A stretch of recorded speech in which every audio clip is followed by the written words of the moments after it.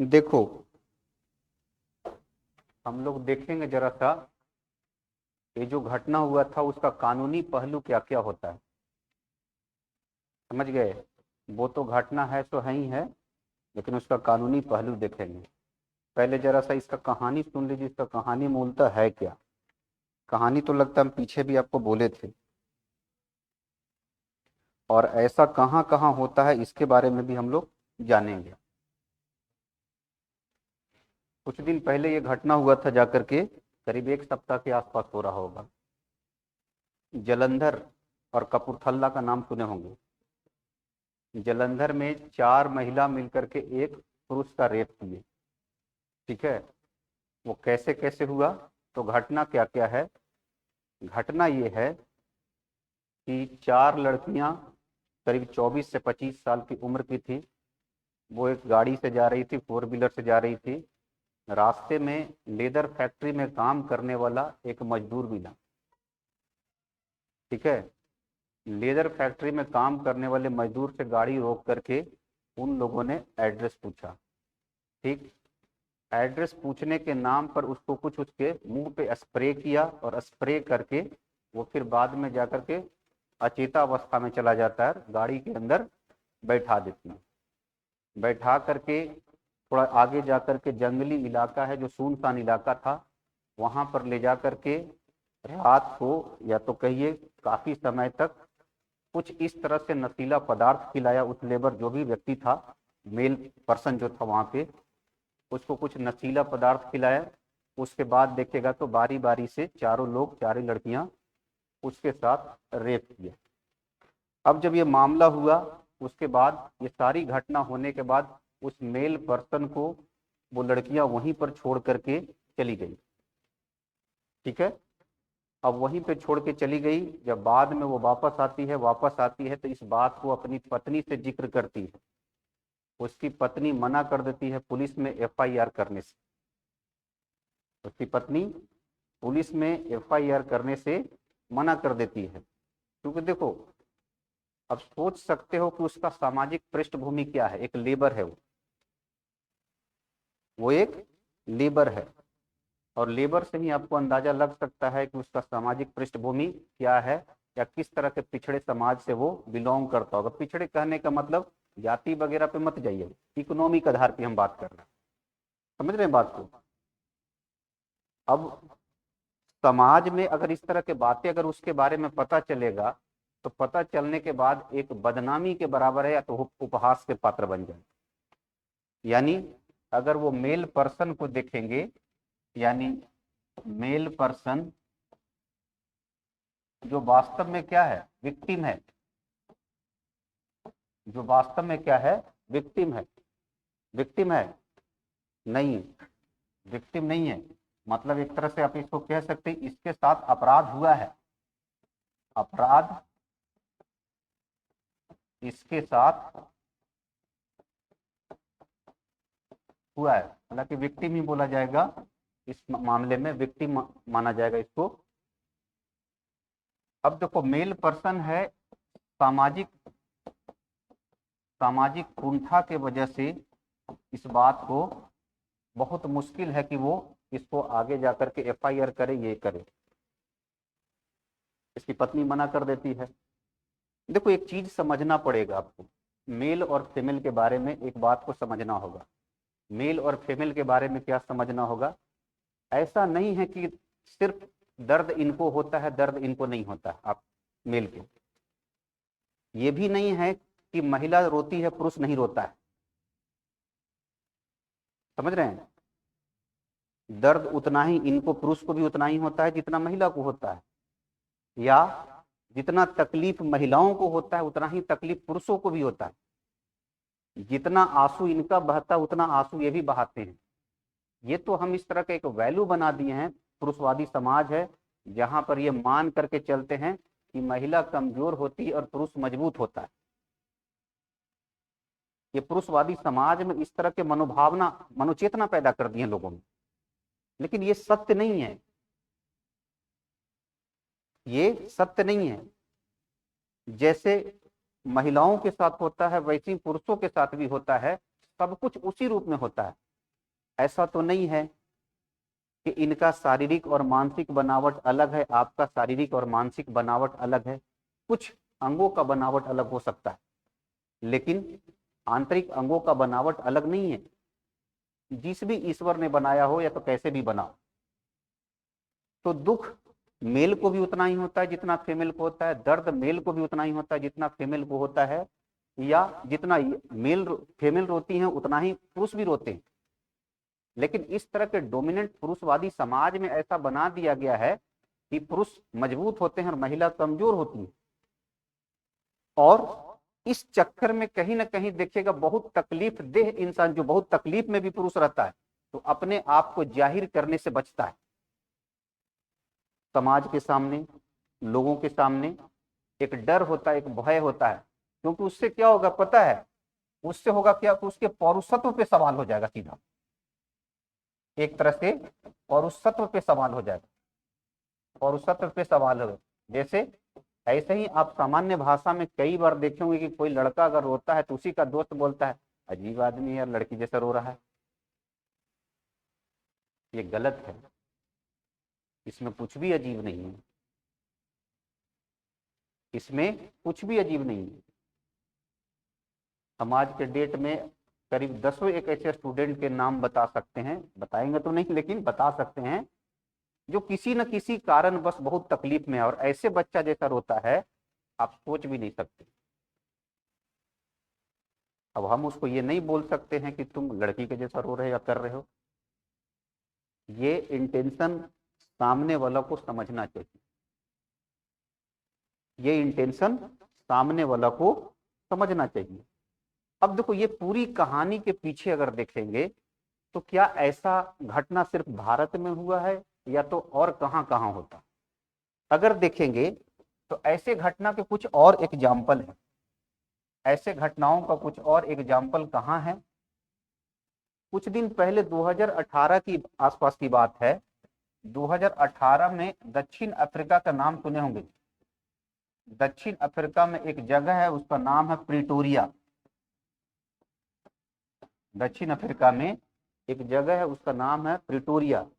Pretoria में भी एक ऐसी घटना हुआ था कि एक पुरुष के साथ 3 महिलाओं ने मिलकर के रेप किया था। 3 महिलाओं ने मिलकर के रेप किया, उसी तरह से एबडक्ट किया, एबडक्ट करके एकांत इलाके में लेकर के गए और उसके साथ कई दिन तक रेप किए। उसके बाद उसको उसी हालात में, अचेता हालात में छोड़ दिए। एक घटना तो ये है। भारत में रिसेंट में आप एक घटना देख रहे हैं, जलंधर की घटना तो भारत में देख ही रहे हैं, जलंधर की घटना भारत में देख रहे हैं, ठीक है। आपके सामने एक सप्ताह पहले की कहानी है। और इसके अलावा देखिएगा नेशनल ह्यूमन राइट कमीशन है भारत में, नेशनल ह्यूमन राइट कमीशन है भारत में। नेशनल ह्यूमन राइट कमीशन का रिपोर्ट है, रिपोर्ट क्या है कि जेल में, भारत के जेलों में ज्यादातर लोग जो आत्महत्या कर लेते हैं, ऐसा कई इस तरह से उदाहरण आए हैं कि भारत के जेल में, भारत के जेल में जो ज्यादातर लोग आत्महत्या करते हैं, वो कहीं ना कहीं वो ज्यादातर हत्या के पीछे यही देखा गया है कि किसी न किसी वजह से उसके साथ सेक्सुअल इंटरकोर्स हुआ, मेल ही पार्टनर किया है लेकिन किसी न किसी वजह से सेक्सुअल इंटरकोर्स का मामला आता है वहां। कई बार आपको सुनने को मिलेगा कि इस जेल में उसने आत्महत्या कर लिया, क्योंकि उसके बाद वो व्यक्ति सामाजिक एक तरह से कहीं कुंठा में चला जाता है। उसको लगता है मेरे साथ ऐसा कैसे हो सकता है। आप कुछ दिन पहले हम एक मूवी देख रहे थे, दिल्ली में कोई 2 लोग लड़की से मिलने जा रहे थे, लड़का थे लड़की के बेस में जा रहे थे, कुछ लोग गाड़ी से आए उठा लिए, किसी मूवी में देखा, एग्जैक्ट हमको नाम याद नहीं आ रहा है, साउथ का मूवी है, पता नहीं याद नहीं। तो उठा लिए और उठा करके उसके साथ 3-4 लड़के थे, वो गाड़ी में उसके साथ इस तरह से सेक्सुअल इंटरकोर्स करने के बाद उसके वो छोड़ दिए। उसके बाद वो लड़का एक अचेता अवस्था में चला गया। उसके फीमेल कलीग पार्टनर थी, वो लोग बाद में पुलिस प्रशासन ये किया, पुलिस में जब गए तो पुलिस में समझने कोई नहीं तैयार, उसको समझ ही में नहीं आ रहा ऐसा भी होता है, ऐसा थोड़ी होता है। क्योंकि हमको शुरू से यही सिखाया गया और हमारे के यहाँ कानून भी यही बनाया गया है कि रेप सिर्फ महिलाओं का होता है, पुरुषों का नहीं होता। समझ रहे बात को?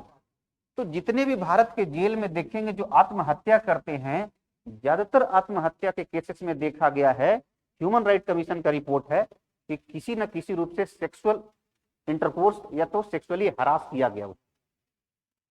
समझ गए? उसी तरह का देखिएगा 2017 का एक एग्जाम्पल है, गाजियाबाद का एग्जाम्पल है। गाजियाबाद में एक 18 साल के लड़का के साथ भी इसी तरह से किया गया और उसका केस पुलिस प्रशासन ले नहीं रहा था। सेक्सुअल हरास किए, इवन उसके अगर देखेंगे तो अनस साइड में रॉड वगैरह इस्तेमाल किए, अनस साइड में रॉड वगैरह का इस्तेमाल किए। बहुत बाद में जाकर के विवाद होता है, तो विवाद होने के बाद देखेगा तब जाकर के पुलिस प्रशासन इस केस को लेती है। समझ गए? हमारे के यहाँ और भी कुछ ऐसे समुदाय हैं तो समूह है जिनके साथ इस तरह के हरासमेंट है। कैसे हरासमेंट है? हमारे के यहाँ एक बड़ा सा समुदाय है जो है ट्रांसजेंडर समूह, ट्रांसजेंडर है, यानी थर्ड जेंडर आप बोल सकते हैं। ट्रांसजेंडर है, ट्रांसजेंडर के साथ भी देखेगा इस तरह के सेक्सुअल हरासमेंट का केस बहुत ज्यादा है। हमने तो ट्रांसजेंडर के बारे में ऐसा भी बना करके अपने समाज में रखा है जो सामान्य रूप में हम उसको नहीं मानते, जबकि हमारा व्यवहार उसी तरह से होना चाहिए जैसे आपका हमारे साथ, हमारा आपके साथ जिस तरह से व्यवहार है, सामान्य मानव की तरह उसको भी देखना चाहिए। हमको इस बात से चिंता नहीं होना चाहिए था कि उसके सेक्सुअल अंग कैसे हैं या तो सेक्सुअल ओरिएंटेशन कैसा है। तो ट्रांसजेंडर समुदाय जो है ये भी एक भारत में पीड़ित समुदाय के तौर पे है, और भारत में एक बड़ा सा समुदाय जो पीड़ित है वो है एलजीबीटी कम्युनिटी।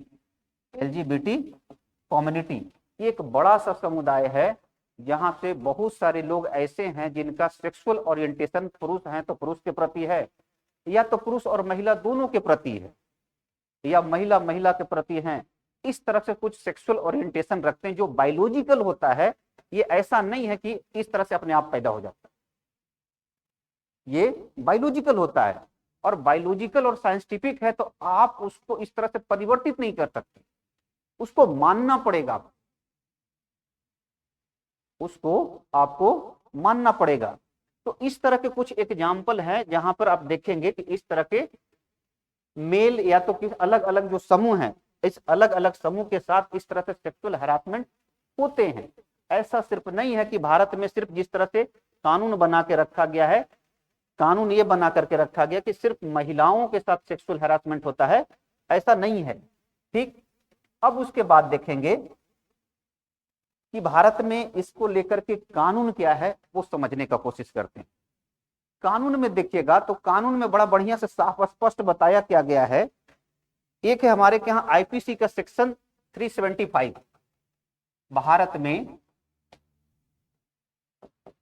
भारत में कानून रेप को लेकर के क्या कानून है और रेप को लेकर के सजा का क्या प्रावधान। रेप को लेकर के कानून देखिएगा तो कहा क्या गया है आईपीसी 375। सबसे पहले ये मान लिया गया है कि रेप महिला का होता है, ये मान लिया गया है क्या कि सबसे पहला चीज ये माना गया है कि रेप किसका होता है, महिला का होता है, जो एक जेंडर न्यूट्रल कानून नहीं। कानून गलत नहीं है लेकिन जेंडर न्यूट्रल कानून नहीं है। रेप पुरुष का भी होता है, ट्रांसजेंडर का भी होता है, या एलजीबीटी कम्युनिटी का भी होता है, मतलब अन्य जो सामाजिक समूह हैं उनके साथ भी रेप होता है।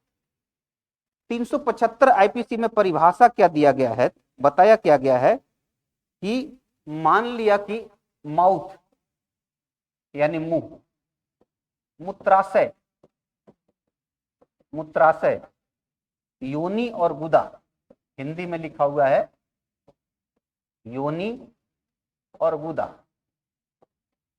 अगर बाय द वे ये चार ऐसे स्थान है जहां पर अगर आप बिना परमिशन के, बिना परमिशन के अगर आप इसके साथ सेक्सुअल इंटरकोर्स करते हैं, इसको ये माना जाएगा कि आप किसी महिला के साथ आप रेप किए हैं। आप जबरदस्ती उसके माउथ के साथ छेड़छाड़ या मूत्राशय के साथ छेड़छाड़ या योनि के साथ छेड़छाड़ या गुदा के साथ छेड़छाड़ अगर करते हैं तो ये माना जाएगा कि किसी महिला के साथ आप रेप किए। ये सिर्फ सेक्सुअल ऑर्गन तक नहीं है, माउथ को भी टच करने को लेकर के उस परिभाषा में सिर्फ सेक्सुअल अंग की बात नहीं है। अगर आप अपने मुंह से भी अगर इस तरह से किसी अंग पर छेड़छाड़ करते हैं या किसी तरह से जोर जबरदस्ती करते हैं, वो भी सेक्स के या तो वो मतलब रेप के दायरे में आएगा, वो भी रेप के दायरे में है। इसके साथ देखिएगा और कुछ कानून क्या लिखा गया है, कानून रखा गया है, जैसे महिला के शरीर को तोड़ मड़ोड़ कर, यानी जोर जबरदस्ती, जैसे बोलते हैं ना कि महिला के शरीर को तोड़ मड़ोड़ कर इस तरह से अगर आप जबरदस्ती करते हैं।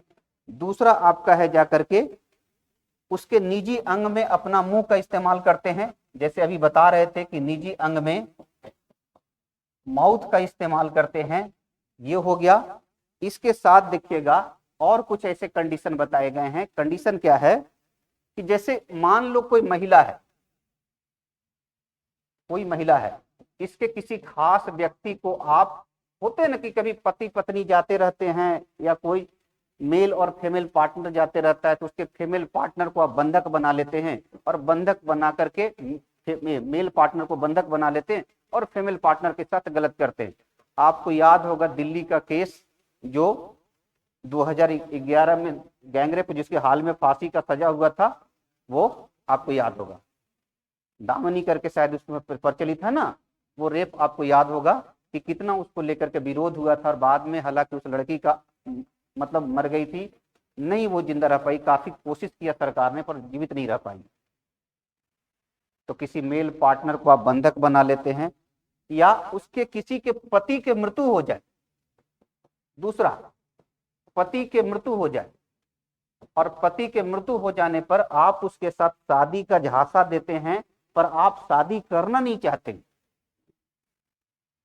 शादी का झांसा जरूर देते हैं पर शादी करना नहीं चाहते हैं, और इस तरह से सिर्फ आपका मकसद क्या होता है, आपका मकसद बस होता है कि सेक्सुअल इंटरकोर्स करना, ये भी एक है। और तीसरा है महिला के नशे के हालत में, और जब स्त्री पहला तीसरा लिख दीजिए, नशे की हालत में, नशे की हालत में इस तरह से करते हैं। इसका ठीक सेम केस पुरुष के साथ हुआ है, समझ गए। उसके अलावा अगर देखिएगा, अगर महिला तैयार नहीं हो,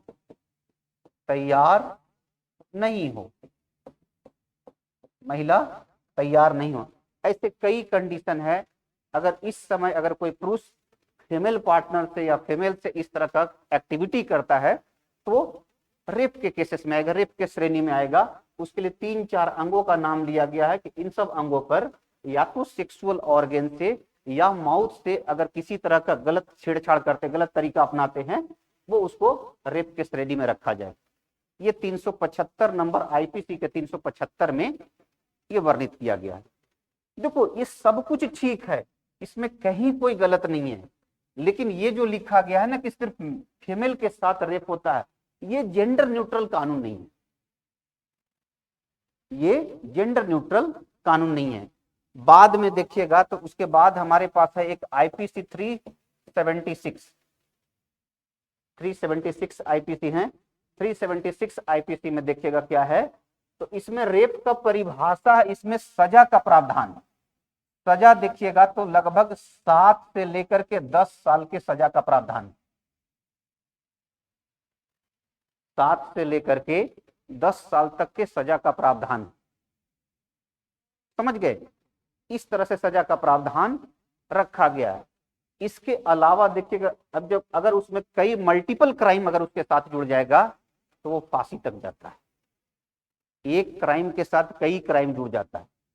जैसे आप रेप किए हैं, उसके बाद हम गलत तरह के कुछ इस तरह से रॉड वगैरह है जो सेक्सुअल ऑर्गन में इस्तेमाल कर देते हैं, मतलब आदमी इंसान इतना गिर जाता है, नीचे गिर जाता है।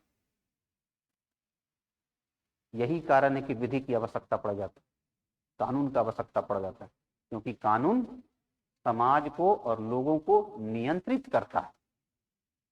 और नियंत्रित इसलिए करता है क्योंकि सबों की अधिकार और सब लोग सुरक्षित बने रहें। समझ गए? अब उसके बाद देखेंगे, इसके बाद एक और हमारे के यहाँ आईपीसी है 377। इसमें अननेचुरल सेक्स के बारे में बोला गया है। अननेचुरल सेक्स के बारे में बोला गया। ये कानून अंग्रेजों के टाइम से ही है, अंग्रेजों ने ये कानून बना करके गया था। क्या कानून था? कानून ये था कि कोई भी मेल मेल के साथ सेक्स नहीं कर सकता, फीमेल फीमेल के साथ नहीं कर सकता। ये गलत होगा, अननेचुरल होगा। इवन इसमें जानवरों को भी शामिल किया गया कि किसी जानवर के साथ आप इस तरह से नहीं कर सकते, किसी जानवर के साथ आप इस तरह से नहीं कर सकते हैं। तो पहले वाला जो मेल मेल का बात था या फीमेल फीमेल का बात था, उसको तो सुप्रीम कोर्ट ने गलत ठहरा दिया। और गलत ठहरा के क्या बोला कि सेक्सुअल ओरिएंटेशन अगर आप देखेंगे, ओरिएंटेशन, तो सेक्सुअल ओरिएंटेशन क्या है? वो एक बायोलॉजिकल इशू है। कैसा है? एक बायोलॉजिकल इशू है। और बायोलॉजिकल इशू है तो बायोलॉजिकल इशू होने में किसी का इंटरेक्शन हो सकता है, पुरुष का पुरुष के साथ, महिला के महिला के साथ हो सकता है। और ये इस चीज को गलत ठहराते हुए सुप्रीम कोर्ट ने उसकी इन सब चीजों को सही मान लिया। जो कल तक अननेचुरल था वो अब नेचुरल हो गया। कल तक जो अननेचुरल था वो अब क्या हो गया? नेचुरल हो गया। समझ गए? अब वो नेचुरल हो गया। लेकिन अगर आप जानवर के साथ करते हैं इस तरह के, तो वो अभी भी अननेचुरल माना गया है। अननेचुरल अभी भी माना गया है। बहुत सारे पुरुष इस तरह के लोग हैं जो जानवरों के साथ भी इस तरह के सेक्सुअल इंटरकोर्स या एक्टिविटी या तो गलत हरकत करते, इसको अभी भी अननेचुरल के ही श्रेणी में रखा गया। क्योंकि हमारा कोई राइट नहीं बनता है कि हम किसी भी जानवर के उसके भी सहमति के बिना कोई उसको जोर जबरदस्ती कर। जीव है और मानवता ये नहीं कहता है कि मानव को मानव का बस सम्मान होना चाहिए। मानवता ये कहता है कि मानव का जीवों के प्रति सम्मान होना चाहिए। मानवता ये कहता है कि एक जीवों के प्रति सम्मान होना चाहिए, सिर्फ मानव का मानव के प्रति सम्मान नहीं होना चाहिए। और जीवों के प्रति सम्मान होना चाहिए तो हमारा कोई अधिकार नहीं है कि उसके निजी अंगों के साथ हम छेड़छाड़ करें, और वो भी उसके सहमति के बिना। समझ रहे हैं बात को? तो इस तरह से देखिएगा, ये आईपीसी 377 था जिसे सुप्रीम कोर्ट ने गलत ठहरा करके जो पहले अननेचुरल माना जाता था उसको नेचुरल बना दिया। तो कहीं ना कहीं देखिएगा एक बड़ा सा हमारे यहाँ एलजीबीटी कम्युनिटी था, उसके अधिकारों को सुरक्षित किया। एलजीबीटी कम्युनिटी के एक तरह से देखें, एलजीबीटी कम्युनिटी के अधिकारों को सुरक्षित किया, अधिकारों को सुरक्षित किया है। समझ गए? इनके अधिकारों को सुरक्षित किया है सुप्रीम कोर्ट ने। और यहां तक एक जज थे इस जजमेंट में, उनका नाम था इंदु मल्होत्रा। इंदु मल्होत्रा, इनका तो यहां तक स्टेटमेंट था कि आज तक जो हम लोग इनके साथ अत्याचार किए, हिंसा किए हैं, इसके लिए समाज को माफी मांगना चाहिए इनसे। ये इंदु मल्होत्रा का स्टेटमेंट है। आप जाएंगे साइट पर जाके पढ़िएगा, साफ लिखा हुआ कि इंदु मल्होत्रा ने ये कहा कि समाज इनसे माफी मांगे, समाज इनसे माफी मांगे कि आप इतने वर्षों तक आप इनके साथ अत्याचार किए। और सुप्रीम कोर्ट ये माना कि ये जो 377 है ये 14, 15 और 21 का उल्लंघन करता है। 14, 15 और 21 का उल्लंघन करता है। 14 कैसे? विधि के समझ समता, विधि के समान संरक्षण, उसको भी विधि के समझ समता है का अधिकार है। उसको भी समान प्रोटेक्शन मिला हुआ है। जितना हमको प्रोटेक्शन है उतना एलजीबीटी को भी है। जितना हम विधि के समझ समान है, आप समान है, उतना वो भी समान है। दूसरा, 15 नंबर में एक वर्ड इस्तेमाल किया गया है कि रेस के आधार पर, धर्म के आधार पर या इन सब चीजों के आधार पर आप किसी के साथ भेदभाव नहीं कर सकते। प्लेस ऑफ बर्थ के आधार पर आप भेदभाव नहीं कर सकते, लिंग के आधार पर भेदभाव नहीं कर सकते। तो एलजीबीटी कम्युनिटी या तो ट्रांसजेंडर जो समूह है वो एक लिंग है, एक अलग समूह है। जैसे महिला है, पुरुष है, उसी तरह से एक समूह है। आप उसको थर्ड समूह मानिए और उस लिंग समूह में वो भी शामिल है। ये सुप्रीम कोर्ट कई जजमेंट से क्लियर कर चुका है कि लिंग का मतलब ये ना समझे कि सिर्फ स्त्री और पुरुष। लिंग का मतलब स्त्री और पुरुष के अलावा थर्ड पर्सन। तो कहीं ना कहीं 15 नंबर आर्टिकल का वायलेशन था। सुप्रीम कोर्ट का यही कहना था कि 14, 15 और 21 का ये 377 उल्लंघन करता है, इसलिए इनके राइट को सुनिश्चित किए जाने चाहिए। और 21 तो सब पे लागू होता है, ये जीवन का अधिकार है और जीवन का अधिकार सभी को मिला होगा। उसमें रेस नहीं देखा जाएगा, उसमें लिंग नहीं देखा जाएगा, प्लेस ऑफ बर्थ नहीं देखा जाएगा, स्त्री है पुरुष है वो नहीं देखा जाएगा, सबको जीवन का अधिकार मिला। राइट टू लाइफ और लिबर्टी हर एक व्यक्ति को। समझ रहे बात को? Right to life and liberty क्या है? हर एक व्यक्ति को है। तो ये मसला है 377 का। 375, 76, 377 आईपीसी के 3 धारा देखें। अब देखोगे, अब इसके बाद देखोगे, इस मामले में हम आते हैं फिर से, जो अभी रेप का केस हुआ उस मामले में आते हैं। उस मामले में देखिएगा तो उस रेप के केसेस में, यानी जलंधर के केस में, जलंधर के केस में अगर आप देखेंगे, जलंधर के केस में यहां पर भी देखिएगा तो अगर जो 375 जो आईपीसी बनाया गया वो 375 आईपीसी कुछ चीजों का उल्लंघन करता है, जैसे 377 करता। 375 आईपीसी 375 जो है वो कुछ चीजों का उल्लंघन करता है। कैसे? इस पे भी लागू होगा 14 नंबर आर्टिकल। 14 नंबर आर्टिकल विधि के समझ समता का अधिकार या विधि का समान संरक्षण का अधिकार, ये 14 नंबर आर्टिकल का उल्लंघन करता है कि आपने पूरा मान ही लिया है कि इनके साथ ऐसा नहीं होता। समाज में कुरीति है और कुरीति को अगर कानून सही ठहरा दे तो कुरीति बढ़ जाएगा। वो खत्म होने के बजाय, घटने के बजाय वो कुरीति बहुत बढ़ जाएगा, एक्सपेंड कर जाएगा पूरा। समझ गए? तो ऐसा कुछ लोग, एक्सपर्ट लोग बता रहे हैं कि ये 14 नंबर आर्टिकल का वायलेशन करता है। दूसरा, ये 15 नंबर आर्टिकल का भी वायलेशन करता है। ये 15 नंबर आर्टिकल का भी वायलेशन करता है। और तीसरा, ये भी 21 नंबर आर्टिकल का वायलेशन करता है। आर्टिकल नंबर 21 का वायलेशन करता है। ये तीनों आर्टिकल का कहीं ना कहीं 375 क्या करता है? वायलेशन करता है, क्योंकि जेंडर न्यूट्रल कानून नहीं है। पर एक सवाल उठता है, एक सवाल क्या उठता है, जरा उसको समझ लेते हैं। सवाल ये उठता है एक कि 15 में देखिएगा तो एक 15(3) करके आर्टिकल है। अगर थोड़ा पढ़े होंगे पॉलिटी तो 15 में एक 15(3) आर्टिकल है, जिसमें कहा यह गया है कि महिला और बच्चा के लिए, महिला और बच्चों के लिए कुछ विशेष व्यवस्था किया जा सकता है, विशेष व्यवस्था किया जा सकता है। एकदम से करना चाहिए, इस पर किसी को आपत्ति नहीं होना चाहिए।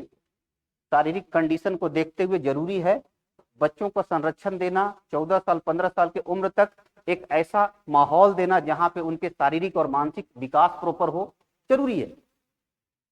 महिलाओं के बायोलॉजिकली विशेष कंडीशन को देखते हुए विशेष रियायत मिलना ही चाहिए। ये कहीं से समता का उल्लंघन नहीं है, ये समता का कहीं से उल्लंघन नहीं है, क्योंकि उसके पीछे बायोलॉजिकल कारण है। अब पुरुष तो बच्चे जन्म दे नहीं सकते, महिलाएं बच्चे जन्म देती है, वो 9 महीना पेट में रखती है, ये बायोलॉजिकल है। और जो चीजें नेचुरल है, बायोलॉजिकल है, वो एक खूबसूरत हो सकता है, खराब नहीं हो सकता है। जो नेचुरल है, बायोलॉजिकल है, वो खूबसूरत हो सकता है, अच्छा हो सकता है, बुरा कभी नहीं हो सकता है। और जब अच्छा है तो स्वीकार करने में कोई गुरेज नहीं होना चाहिए किसी को। अब आप कह सकते हैं कि महिला के लिए अगर बनाया गया तो इसमें गलत क्या है? कोई गलत नहीं है। हमारा कोशिश ये होना चाहिए कि महिला को लेकर के जो 15-3 है और 15-3 और 15 को बैलेंस करें। मतलब हम कोशिश ये करें कि लिंग के आधार पर भेदभाव ना हो। 15 नंबर आर्टिकल में बोला गया ना कि लिंग के आधार पर भेदभाव ना हो, और 15-3 में यह भी बोला गया है कि 15-3 में महिला और इनके लिए विशेष व्यवस्था की बात है। हमारा जरूरत क्या है? हम दोनों आर्टिकल को बैलेंस करने का कोशिश करें, यानी दोनों प्रकार के अधिकारों को हम बैलेंस करने का कोशिश करें। और बैलेंस कैसे करेंगे? तो हम लिंग के आधार पर भेदभाव ना करते हुए हम यहाँ ये शामिल करेंगे कि रेप पुरुषों के साथ भी हो सकता है, ट्रांसजेंडर के साथ भी हो सकता है, एलजीबीटी कम्युनिटी के साथ भी हो सकता है। हम ये बैलेंस करने का कोशिश करेंगे। हम ये कभी नहीं कोशिश करेंगे कि महिलाओं को कुछ विशेष व्यवस्था मिलता है, उसका कोई विरोधी नहीं है, ना होना चाहिए। उनके बायोलॉजिकल स्थिति को देख करके, उनके बायोलॉजिकल सिचुएशन को देख करके कभी किसी को विरोधी नहीं होना चाहिए, ना सवाल उठा सकते और उठाना चाहिए भी नहीं। अगर हमारे अंदर ह्यूमैनिटी है, मानवता है, हम तो सोच भी नहीं सकते हैं। समझ रहे बात को? तो ये चीजें, तो आज की आवश्यकता क्या है कि ये दोनों आर्टिकल के बीच 15-1 और 15-3 के बीच बैलेंस किया जाए। और बैलेंस कैसे होगा कि लिंग के आधार पर जो भेदभाव है उसको खत्म कर दिया जाए, और महिलाओं के लिए जहां पर भी विशेष आवश्यकता पड़ती है वो बेशक दिया जाना चाहिए, वो उनको प्राप्त होते रहना चाहिए। ये मामला यहां तक तो यहां का है। अब एक बात बताइए, एक बात क्या है, या तो ये देखिए इसमें हमने क्या लिखा कि रेप सिर्फ महिला के साथ होता है। विक्टिम में किसको लिखा हुआ है कि विक्टिम सदैव कौन होगा? महिला होगा। लेकिन यहां तो पुरुष हो गया विक्टिम, यहां पर तो पुरुष हो गया विक्टिम। अब किस कानून को आप लगाएंगे? अब इस कानून को आप लगाएंगे तो दुनिया में देखिएगा, दुनिया में कई ऐसे देश हैं, आप अगर दुनिया के देशों के बारे में अध्ययन करिएगा तो वहां पर जेंडर न्यूट्रल कानून बनाए गए। अगर आप दुनिया में देखें, दुनिया में जेंडर न्यूट्रल कानून है, जेंडर न्यूट्रल कानून दुनिया के कई देशों में है। कहां है? आप जाइए स्कॉटलैंड, आप आयरलैंड को ले सकते हैं, आयरलैंड को ले सकते हैं, आप यूएसए को ले लीजिए। इन सब देशों में जेंडर न्यूट्रल कानून है। और जेंडर न्यूट्रल कानून में क्या लिखा गया है? जहां पर विक्टिम पर्सन में महिला के बारे में लिखा गया है वहां पर ह्यूमन कर दिया गया, वहां पे ह्यूमन कर दिया गया है। और ह्यूमन कर देने से क्या हो गया? ह्यूमन कर देने से ये हो गया कि मेल और फीमेल दोनों हो सकते हैं व्यक्ति। हमारे कानून में कोई कुछ नहीं करना है, जहां पे सिर्फ हम फीमेल लिखे हैं वहां पे ह्यूमन कर देंगे। और ह्यूमन करने का मतलब होता है कि मेल, फीमेल, ट्रांसजेंडर या तो एलजीबीटी कम्युनिटी का कोई भी सदस्य हो, सारे लोग उसमें आ जाएंगे। और ये कानून कैसा हो जाएगा? तो वो जेंडर न्यूट्रल कानून हो जाएगा। यानी जो विक्टिम के तौर पर सिर्फ महिला को लिखा गया है, सभी जगह पर देखिएगा, इन सभी जगहों पे देखिएगा तो वहां पे क्या कर दिया गया है? वहां पे ह्यूमन कर दिया गया। और उससे क्या हो गया कि ये सारे देशों में देखिएगा तो कानून क्या हो गया? जेंडर न्यूट्रल कानून हो गया। और जेंडर न्यूट्रल कानून होने का मतलब हो गया कि रेप किसी के भी साथ हो सकता है। अब उसके लिए जो भी आपको पनिशमेंट के व्यवस्था करना है, पनिशमेंट का व्यवस्था कर सकते हैं, जो भी पनिशमेंट का व्यवस्था करना है आप कर सकते हैं। देखिए भारत में भी देखिएगा कुछ ऐसे जगह हैं जहां पर इस तरह की चर्चा किया गया।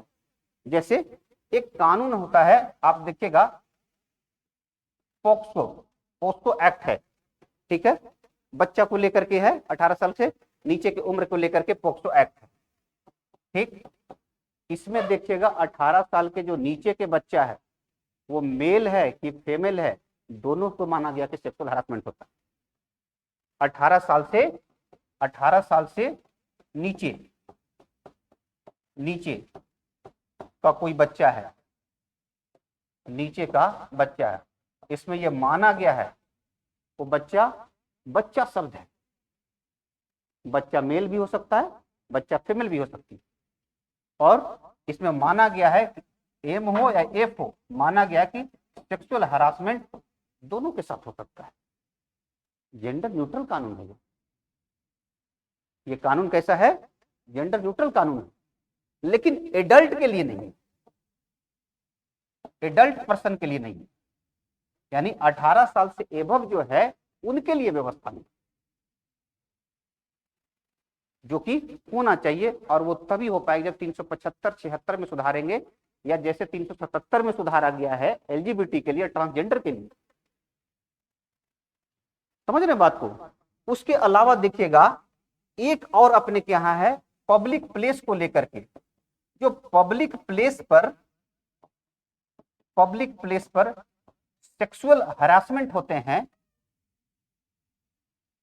सेक्सुअल हरासमेंट जो होते हैं उसमें मेल और फीमेल दोनों को माना गया।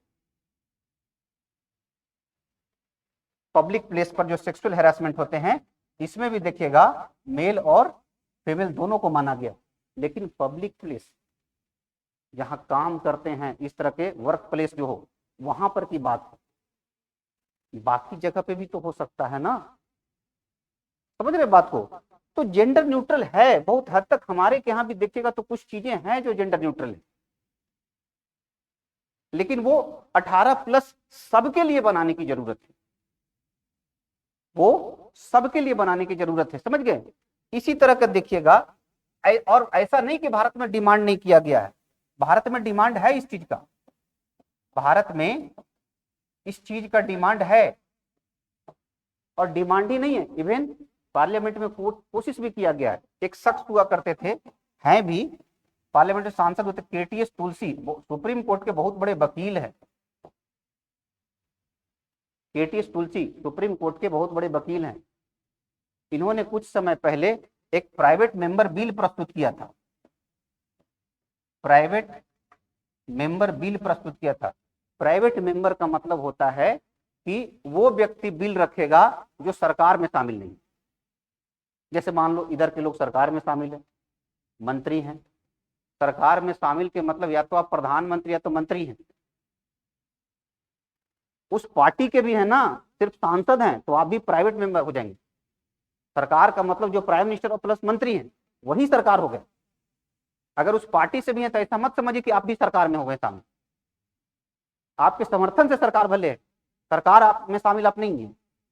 तो केटीएस तुलसी देखिएगा, तो इन्होंने राज्यसभा में एक प्राइवेट मेंबर बिल रखा था, और उस प्राइवेट मेंबर बिल में इन्होंने यही कहा था कि हमारे के यहाँ जो रेप का कानून है वो रेप के कानून को जेंडर न्यूट्रल बनाना चाहिए, जेंडर न्यूट्रल बनाया जाना चाहिए।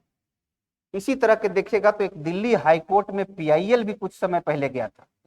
दिल्ली हाईकोर्ट में इसी तरह का पीआईएल दायर किया गया था कि रेप के कानून को जेंडर न्यूट्रल बनाया जाए।